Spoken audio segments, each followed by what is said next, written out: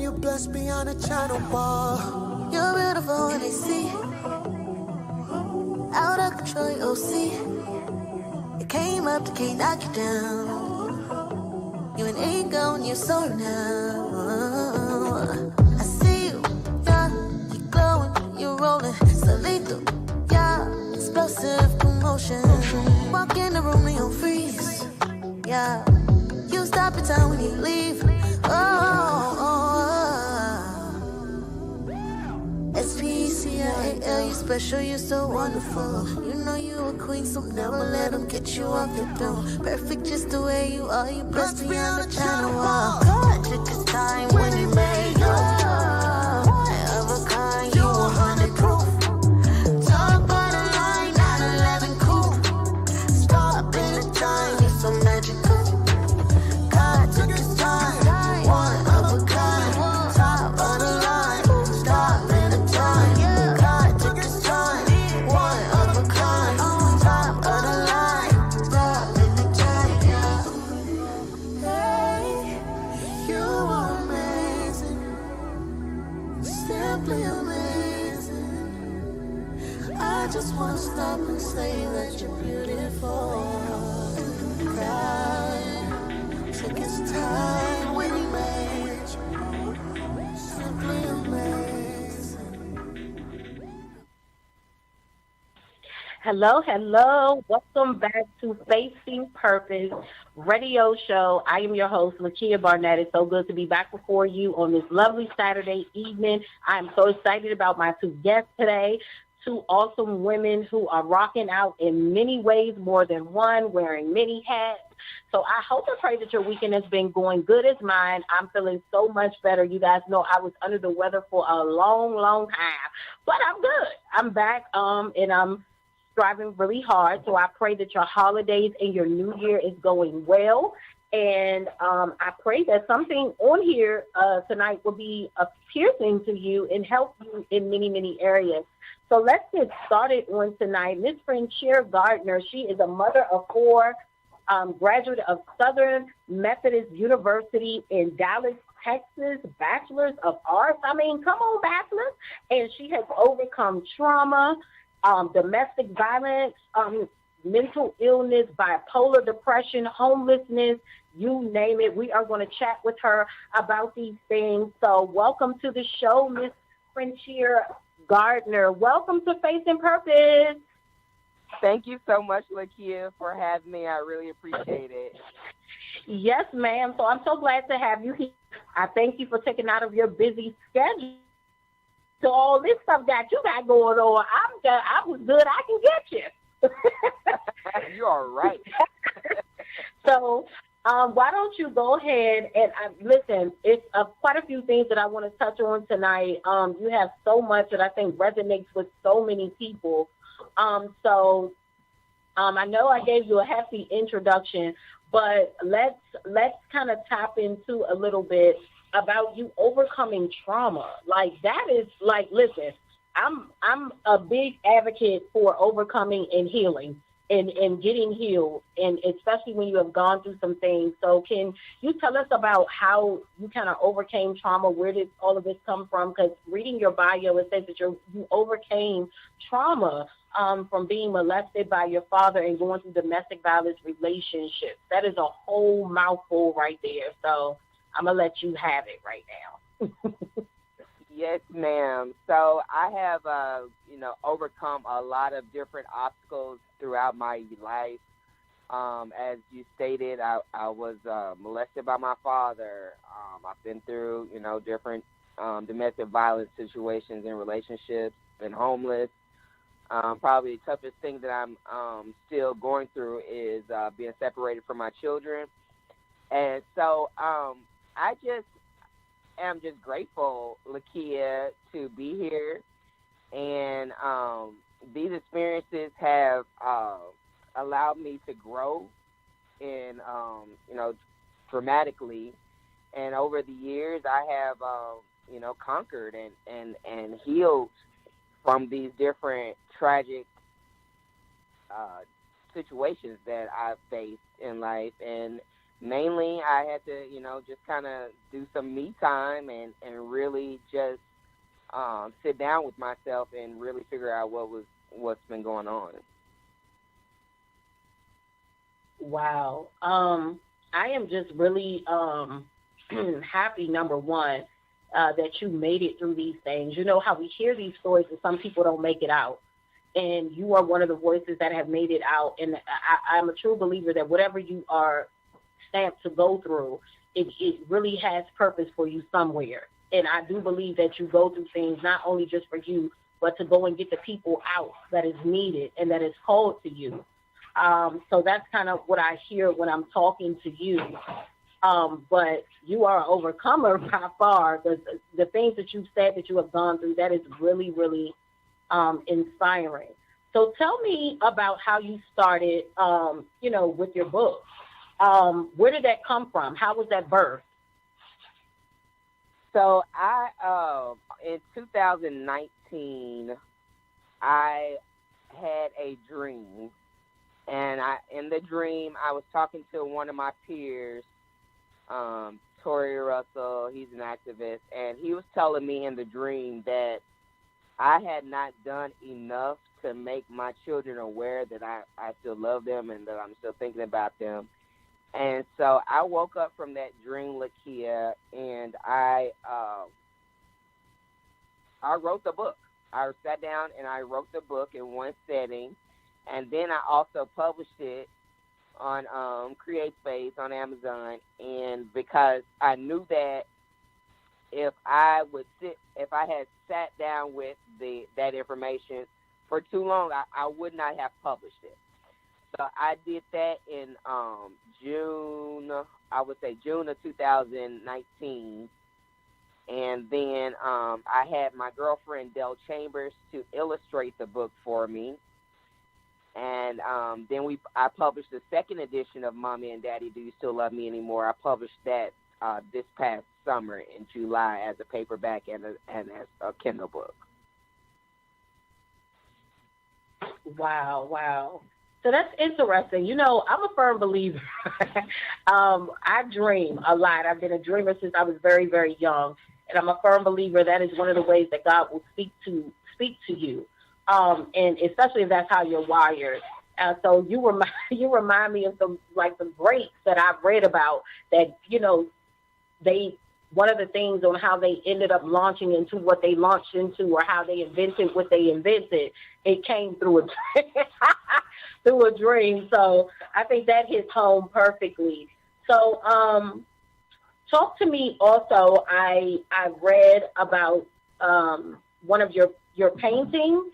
Was it the first Bloom that was selected for London's No Name Gallery April 2021 issue? Talk to me about those things. Yes. So I've been painting. I took a class, and I started learning to do some acrylic painting. And I just do that kind of for fun. It helps me to relax. So I do that. And so I submitted my painting, First Bloom, which was a painting that I did kind of in memorialization of this flower. I had bought this flower, and it had finally bloomed. It was a beautiful purple little spring flower, and it had finally bloomed. And so I painted a painting to show how it had bloomed, and I thought it was so pretty. It was purple. It's my favorite color. So I got all excited. So I painted this painting of the flower. And so I just was kind of looking for some outlets for my art, and came across the No Name Gallery in London, and they basically every month they take submissions for artwork, and I submitted my painting, and very cool. I thought it was super cool, and they selected it. So they selected it to for their April issue, April 2021 issue last year. So I thought that was very cool. Yes, that is amazing. That is really, really amazing. That was one of the things that had jumped out about about your bio when I was, just sitting down reading, and I see that you have many gifts and talents in painting and writing. Um, and that is one of those things that you use to heal from your trauma. I don't think a lot of people understand that, the many steps to healing to trauma is finding an outlet. You know what I mean? And sometimes through your trauma, you can kind of tap into things that you didn't even know were in you. Did you find that to be the case with you? I did. Well, not really. I'll be honest with you. I've always been a fan of the arts. I've been in the arts in some form or fashion all of my life. Um, so, it was, I guess, a rediscovery is basically what happened. Wow, that's so that's so interesting. So, with all of that being said, we talked about your trauma, and we talked about how your trauma led you to this creativity side of painting. Um, and so, I see that you have a passion for, just making sure for business owners, um, and making sure that they, go forth in what they're supposed to do. Talk to me about that a little bit. Where does that passion come from, and how do you assist in that arena? So, when I lived in St. Louis, Missouri, I fell into a community. I found a community and just started just really having a passion for Black businesses. And in 2019, I I started a podcast called A News You Can Use podcast. And initially, it was just really just to put good news out, like people's different events and things like that. But what it transformed into, Lakia, is basically a platform where I promote Black and brown businesses across the diaspora.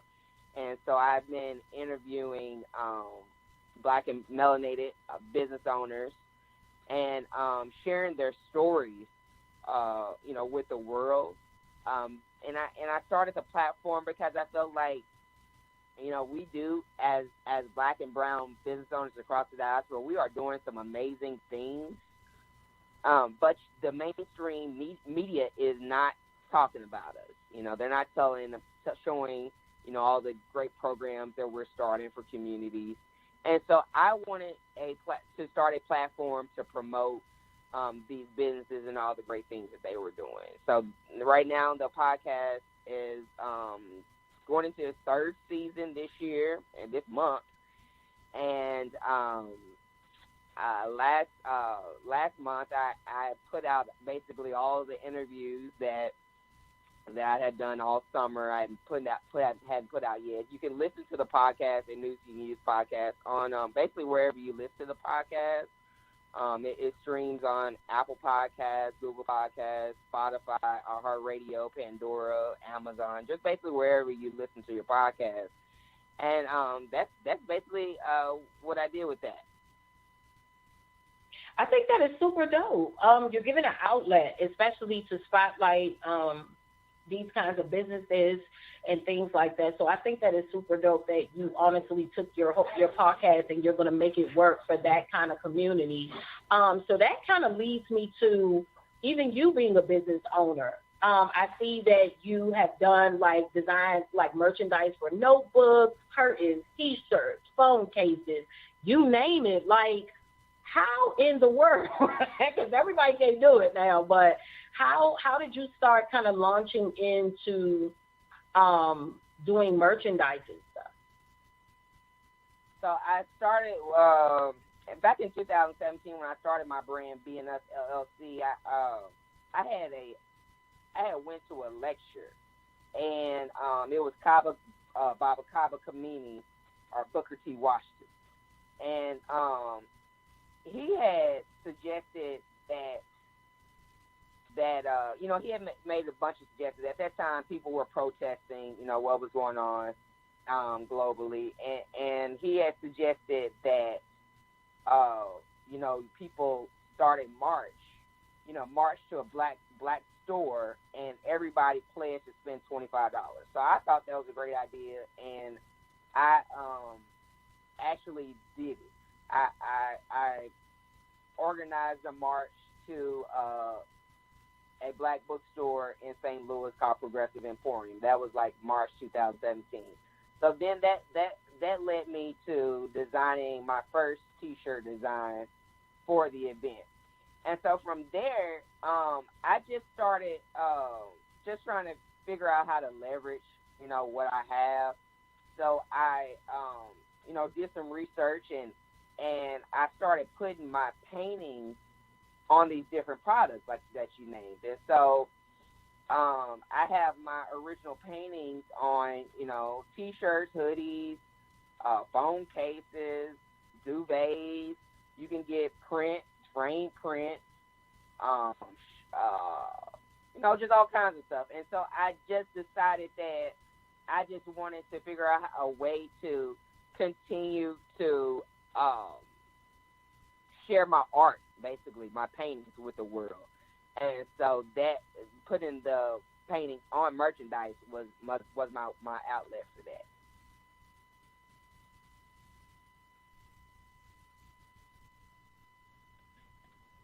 Yes, so that is so great. I love how creative you are, and I love the different Yeah. avenues that you tap down. And I love just how you allowed your creativity to just open one door and open another door and go down another lane and go down another lane. So how important is that for people to really tap in and understand the gifts that they already have? You ever heard of saying that don't recreate the wheel if you don't have to? I think a lot of people they stress a lot, but God has really given us all gifts that can really allow us to do what you did, like merchandise or whatever it is that they may be called to do. How important do you think that is that people really tap into their creativity? Because that may even lead them into their wealthy place or making, extra streams of income, especially with the economy going the way it is. You notice in pandemic, a lot of people launched off and started their own businesses. You know what I mean? So how important is that to you to really encourage people to use the gifts and the talents that are already in them to really launch them and make room for them as far as adding on residual income or whatever? How important is that to you that people understand that? I think it's very important, Lakia. I just kind of I'm grateful that, I'm given a vision, and I can say probably everybody does not have a vision. I really wanted to, my whole thing is to have, at least 7 streams of income. So I'm always looking for ways to expand myself out to have those at least 7 streams of income. And so I think what it is that you have to tap into what you love. That's really what happened with me. I tapped into my passion. My passion is art, the art and creating. And so that's what I think is important for people to do is just tap into what it is that they're passionate about. And when you're able to find that, you can figure out what kinds of things that you can create or figure out so that you can continue to build and to brand. That's what was mostly important to me, to have those different forms of income. And so I'm under the premise of just doing it. I don't go through all of the routes of researching and things I should do, I'm sure. But I just put those ideas out there, Lakia, because I just know myself. Like, if I don't put my ideas out there, then I'm probably not going to do it. I'm going to probably procrastinate. So that's what it, to me, what it's about. Just putting out those ideas out there as they come to you, and seeing how you can make it better, and really create something beautiful for others. I agree with you. It's just like instantly with you, I feel like you took risks that some people would never take. because they're so fearful of what people are going to think, how are people going to do this. And with you, I just see you just being a risk taker, like, look, I'm just about to do this thing because if I don't do it, I probably will never do it. That's kind of how it looks at, and that's kind of like how I am, too, as well. So what are some tips that you can give to people who are starting out in entrepreneurship? What are like 2 tips that you can give them to kind of help them? Like I have a tie to a lot of entrepreneurs that listen in, and I'm sure there are so many that want to birth out something and really don't know where to start. So what are your 2 tips to them tonight? My two tips are really focus on what you're passionate about. Do the things that you're willing to, that you will do, even if you're not paid. That's pretty much, to me, is where your passion lies. Those things that you can do when you're not, when time is not a constraint, money is not a constraint. You just love to do it. Work on those things. Find things. Develop ideas where you can, do things that you're passionate about. Secondly, I say do some research on your, who you planning to sell to, and your idea. Research, because more than likely somebody's already done it before. So you don't have to reinvent the wheel. You can work with something that somebody has already tried already. I also would say reach out to people who are in the industry that you are considering starting a business in. Reach out to people who are doing similar things or the same things, and contact them and see how either y'all can work together or how you can get some ideas on your own thing. Okay, so I love that. I love that. I definitely agree with you in many more ways than one, that you just gotta start. You just have to start. And sometimes, like you said, it's just a very passion, whatever you can wake up and see yourself doing every day without consciously thinking about it. Those are, many different avenues that you can expand on to launch into. Now, because you're an author, there are so many people that have books. I mean, in the last year, I think I've talked to over 50-something people that are like ready to write books and don't know how. What is your strategy when it comes to these authors being birthed and how they should start? Ask that again. I'm sorry. As far as the authors, we have a lot of people who have things like diaries and journals and things that they want to publish and don't know how. What is 2 of your tips for upcoming authors? Oh, okay. For authors, I would say I think it's about getting organized. You definitely write down all of your ideas and get yourself organized first. I have learned from my experience that doing outlines, to organize your thoughts, that helps a lot in preparation and writing a book. Get you somebody, a good friend. If you don't have the funds, get you a good friend that will edit and proofread your book for you, because you might miss. More than likely, you're going to miss your own errors. So definitely pay somebody or get a good friend to edit your book, your manuscript for you. And so I wrote a children's book. So I got with a lady named Cassandra with Uzuri Designs, and she's the one that formatted the book to get it ready for print and upload it to Amazon. And so I would say do some research, depending on what kind of book you have. Like now that I've done it, I would say Amazon isn't the only place that you can do your self-publishing with. I'm also now that I've gone through the experience, I'm looking at Ingram Books or Ingram Spark or something like that. So consider your publishing options before you start writing, so that you can know which avenue to take. Now after I publish a book, now I understand that Ingram works with a lot of bookstores and libraries, and so having your book self-published with them, then you get a lot of distribution opportunities that you might not have with Amazon. So that's something I definitely learned from the experience.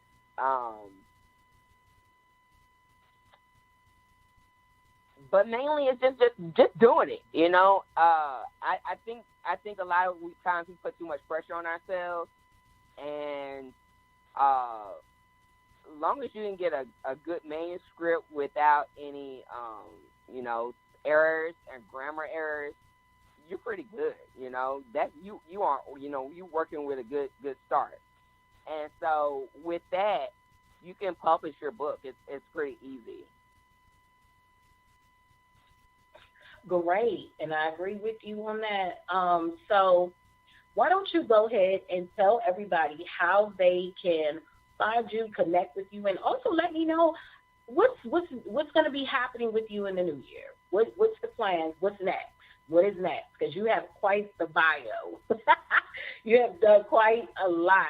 So what is next? And let everybody know how they can connect with you on your social media platforms and so forth. Yes, ma'am. So I am. You can reach me. Basically, you can connect with me on social media through my brand B and Us LLC. That's BE, just be yourself, and Us LLC. And so that's on Facebook and Instagram, B and Us LLC. On Twitter, my Twitter account is Miss MS Frenchie 06. LinkedIn, you can connect with me. My name is spelled Frenchier Gardner. Do go to my website. You can check out my art and basically everything that I got going on my website. And the short URL is bit.ly / capital Frenchie capital books. And there you can buy your signed copies of Mommy and Daddy, Do You Still Love Me Anymore? You can buy I've co-authored 2 other books, Finding Joy in the Journey, Volume 2, and then also you can purchase the audiobook that I'm a part of in the confinement struggles. I also have a Facebook group you can join. It's called Ujamaa Market. And you can tune into the podcast, A News You Can Use podcast, basically wherever you listen to your podcast, Spotify, Apple Podcasts, Pandora, iHeartRadio, and all of those sorts. And as far as this year goes, Lakia, I have my first book signing will be in San Antonio, Texas, on May 11th, from 11 a.m. to 1 p.m. at the Twig Bookshop. And I'm really just connecting with as many platforms and bookstores as possible to basically feature and sell my books. And so that's really all I have going on this year. Just promoting the book, my children's book. All righty. So we thank you so much for coming to Facing Purpose Radio Show to just bless us with your many gifts, your many talents. We look forward to keeping up with you and seeing how you are doing and what you are doing in the near future. Blessings to all of your books, all of your projects that you have your hands to. And I just thank you again for coming on to share with us that it is obtainable to become an author. It is obtainable to use your God-given gift to make room for you and to open up other arenas and to do what it is that you're truly passionate about. You are truly the epiphany of an overcomer. an overcomer that has gone through many obstacles, but has chosen to turn those obstacles into purpose and being a world changer as well. So thank you so much for coming on. Thank you so much for having me, Lakia. It's been an honor. I really appreciate it. Thank you so much. So you guys, next up, let's just go ahead and take a quick break, and we will be coming back with our next guest, Miss Tangelia Terrell, y'all, coming up next.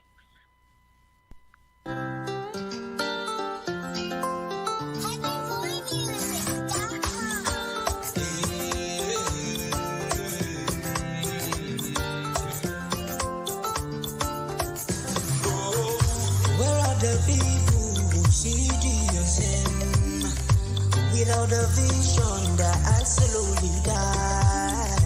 Where are the people with heart full of courage? People with passion to reach the unreach. Oh, where are the pillars of faith? Spirit-filled preachers and prophets that pray. Where are the lighters who stands unafraid? People directed to go where God lives. Show it, oh yeah, oh yeah. I'm the one you will love God. Yes, I know it's always show it, oh yeah, oh yeah. Well, I got people who see this without a vision, their eyes slowly dies. Well, I got people with heart full of courage, people with passion.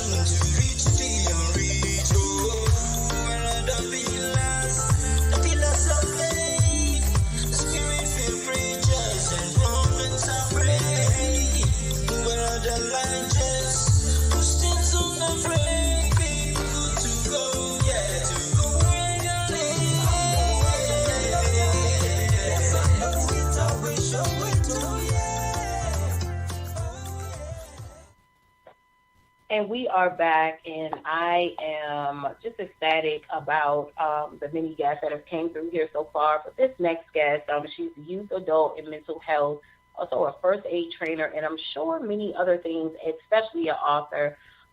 So again, we are going to bring to the show now Tangelia. I hope I'm pronouncing your name right, Terrell. Are you on the line? Hi, yes, it's Tangela. Tangela. Okay. Y'all forgive me. Names, Y'all got these names down. Lord have mercy. Tangela. Okay. Beautiful. Beautiful, though. It is such a beautiful name. Does it have a meaning to it? It means angel of God.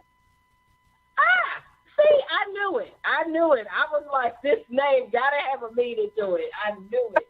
But welcome to Facing Purpose. I'm so glad that you took out your precious time to come be with us and talk about the great things that you are doing. So why don't you go ahead and introduce yourself to everyone. Thank you so very much for having me on your show tonight. I am Tangelia Terrell, better known in the virtual world as Dr. Worth It. I own Worth It Mental Health Wellness, LLC, which is a company which teaches mental health first aid, which helps people, especially teachers. I work primarily with teachers because I'm a teacher myself. Teaching teachers how to identify signs and symptoms of mental illness in children. I'm also certified in adult mental health first aid as well. As I said, I am a teacher. I've been a teacher for about 24 years now. I teach in Prince George's County Public Schools in the state of Maryland. And I just released my book last summer called She's Dead. And there is a silent pause right there. Wait a minute. Okay. Now, you gave us a lot right there, which I am not surprised, okay? So let's back up. How did this book get birthed out, and where did this name come from? Like, what in the world? I just got stuck. Well, actually, my husband has been telling me since we were dating 24 years ago that I needed to write a book about my life. This book is a book that it's a memoir, but it's also a handbook to help you to identify some of the signs and symptoms of mental illness that I was exhibiting as a child, but no one identified. So as I became a mental health first aid trainer in 2017, I started to notice, wait a minute, that sounds like me. Wait a minute, that sounds like me too. And I didn't really say anything, but I did notice that there were certain things that I could identify with when I was a child. So the big overarching idea of this book is my mother passed away when I was 2 years old, and I would always ask my daddy, when is mama coming home? And I guess he just got irritated with me because, number one, he was also an abusive parent, but he would scream at me and he would say, she's dead, she's gone, stop asking. Well, to a 2-3-year-old, what does she's gone mean? It means she left. So when I heard that, all I could think of was perhaps she went to the store and she couldn't find her way home. So as I got older, I started to identify with having a spirit of neglect and abandonment. And I lived a life of feeling unloved and unworthy of love. And the name Dr. Worth It really came from the idea that I'm going to speak positivity into my life. I'm going to speak wholeness into my life. Instead of the spirit of worthlessness, I'm going to speak words of affirmations to myself so that I know that I am worth it. So, and that's why I named my company that. The other thing is that in 2019, my sister and my brother passed away within 8 months of each other, and I also lost my house by fire. So those three traumas created, it was like a storm, because I went into a deep depression. I was diagnosed with depression, PTSD, and an anxiety disorder that year. And it all stemmed back from the idea that my mother had passed away, and I had yet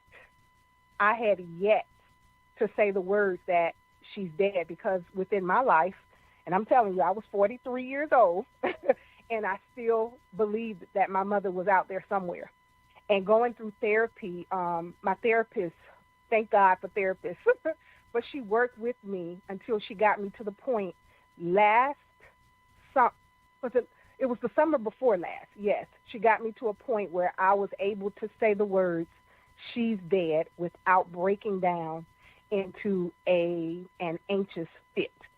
So as I wrote this book is dedicated to my mother, because I had to live a life of feeling abandoned, but God was able to, he was able to keep me through all of that, even through the abuse of a father who broke my hands at one point, black eyes, bloody nose, those types of things. But God still kept me. And so I believe within this book, there's healing for some women out there who are living a life of feeling like they're alone. They're living a life that feels like I'm the only one that went through a tragedy such as this. But I'm here to tell you, you're not alone, and you're so worth everything that is out there for you. I just thank and praise God just for your testimony. I really do. I deal with so many women, especially in my ministry, where the baseline of it is getting them to tell their stories. You know what I mean? And it's very hard for some of them to come out and really express what happened in their life. And when I hear the title, She's Dead, I automatically think, where's the film at? Where's the play? Where's the monologue? Everybody that knows me, it's just in my DNA to just be like, come on, authors, bring this stuff to the stage. Like, I'm just like, I want to see it. Like, Oh, wow. So instantly, as you begin talking, I can literally see monologue. I can literally see like a film in real time, like talking about this. And I'm just like, Lord have mercy, what this will look like in real time as a visual. You know, imagine somebody reading it, but then imagine somebody flipping it over and turning on the screen or something and actually seeing this thing act out in full real time. So I'm just saying, FYI, I got to be obedient to the Lord. This is what I was seeing while you were talking to me concerning this book. But let's go back. What would you say would be some symptoms of mental illness? Because listen, I'm gonna tell you something. Mental illness is real. A lot of people don't know what the signs are, but I think this is one of the things that if we really put this before people's ears, because it not only happens in adults, it happens in children as well. So what would you say would be some of the symptoms that can definitely be identified in children as well as adults? Well, for every person, there are different signs and symptoms. Your symptoms for anxiety might look completely different than mine. Your signs and symptoms for depression might look different than mine. But I can tell you, for anxiety disorder, for instance, you might see sweating, trembling, heart palpitations, muscle tension, restlessness, excessive worry, sleep disturbances, fatigue, trouble concentrating, irritability, and even phobias. Some people don't recognize eating disorders as a mental illness, but eating disorders are definitely mental illness. This disorder is associated with significant distress and impairment in functioning. That's one of the things that I talk about in my book, Living with an Eating Disorder, because I felt like the only thing that could love me was food. And I used it as self-medication. And we talk a lot about people who are overweight, and we say, well, you just need to stop eating. It's not that easy. It's not that easy, especially when you understand that most people who are overweight or obese, a lot of times they are suffering from a mental illness. The food is what they use to self-soothe themselves. And that's what I did. Every time I thought of my mama and I wanted my mama, I ate. As a baby, I think my sister told me, she said, that's what my daddy would do. When I would cry for mama, he would scream at me, but then he would go get me ice cream. He'd go get me cake. He would feed me so that I could stop crying. There's personality disorders. There's some things that happen to us that are because of our genes, because of our environment. There's so many different ones. One of the things that I did as well was I pulled out my hair. Okay, it's called trichotillomania. And I didn't even recognize that was a mental illness until, like I said, I started teaching mental health first aid, and I realized, wait a minute, I remember having a big bald spot in the top of my head and covering it up with my hair. I would pull it out from the root. I would pull my eyebrows out and I would pull my hair out. Increasing sense of tension before I was pulling. And then once I pulled it out, it felt like all the tension within me was released. You also see children who cut themselves, who self-harm themselves. And we think of cutting as the only one, but we can also put eating disorders under there. That's self-harm. Bulimia, anorexia, all of those things are disorders that are mental illnesses. So there's so many out there, some that you wouldn't even recognize as a mental disorder, but they're out there, and our children are suffering. Absolutely, I agree. This generation here, as you were talking, I was just really thinking about how many parents that may have children that are doing these things that you have said, or not even that, just the adults. And I'm so glad that you said therapist, because people act like that is a word like of shame. And I'm just like, please, I'm going to need y'all to stop thinking that this is a word of shame. If you need a therapist, please, by all means, go. Like, you know, because some of us have came up and said, oh, no, we deal with our own problems, but you may not be able to deal with this. You might need to take this to a professional. And I just, you know, again, I'm just so thankful for advocates like yourself and many others that keep speaking about these things so that people can get educated behind it. And then when they see the signs and the symptoms, they can do something about it. So that leads me to you becoming a keynote speaker to really focus on mental health and things like that. So how did you kind of get into the keynote speaking? Well, it came after I started teaching mental health first aid, because the great thing about my ability to do this training is I'm able to identify with people who are experiencing the same signs and symptoms that I experienced. So as I train, I always, you know, tell stories about my life. I'm open to share because I believe that God took me through that in order that I can share. I don't keep it to myself. Yes, sometimes I still cry, but that's okay. You know, crying is release. And I'm so happy that I'm able to help someone else and I'm able to share. And as I continue to share during these trainings, I'll get a call back and say, Tangela, can you come to my church and speak? Tangela, can you be on this platform and speak about your experience? So, yes, I certainly can, and that is really the big reason and the way I became a keynote speaker.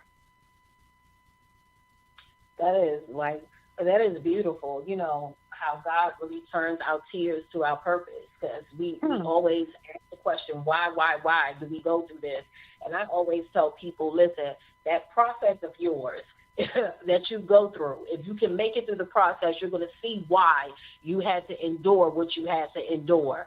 And I just love that your story goes from one point to the next, and it just blossoms out like a flower, and it gives people hope, you know, that are listening. So many people have given up hope. So many people are ready to end it all because they feel that they cannot endure their process anymore. You understand what I'm saying? So I thank you for being a voice and an advocate for these things. So what's next for you? What is next for you? This is 2022. We are out of 2021. And what is next for you? What can we expect to hear from you this year? I am getting ready to release my next book. It's called 365 Prayers for My Black Son. And this is a book of prayers, and it's also a journal for mothers and fathers. As you know, and as we all know, our black boys have a lot that's stacked against them. And I said to myself, why are we continuing just to sit around worrying and talking about it? It's time that we pray about it. So hopefully my book will be released by the summer of 2022. We're finishing up the editing right now, and hopefully it will be released by June. Okay, June, that's my birthday month. Okay. That's my birthday month. Yes, indeed. Yes. And it's actually June the 7th. So listen, I believe in completion. I believe in completion and things getting done. You understand? So I will be on the lookout for that, because that sounds amazing. And again, it seems to me like the more that you talk, that God is just like, this is my world changer. I called her to be a solution to a problem. Hear me. Like, you have been called to be a solution, and you are definitely walking that thing out. So why don't you go ahead and let everybody know how they can connect with you, how they can go purchase your book, and so forth. Thank you so much. And I do want to say, I remember being a little girl as going through life's challenges, and I would sing the song, Master, Can You Use Me? And I'm so glad that he's able to use me. Even in my mess, he's able to use me.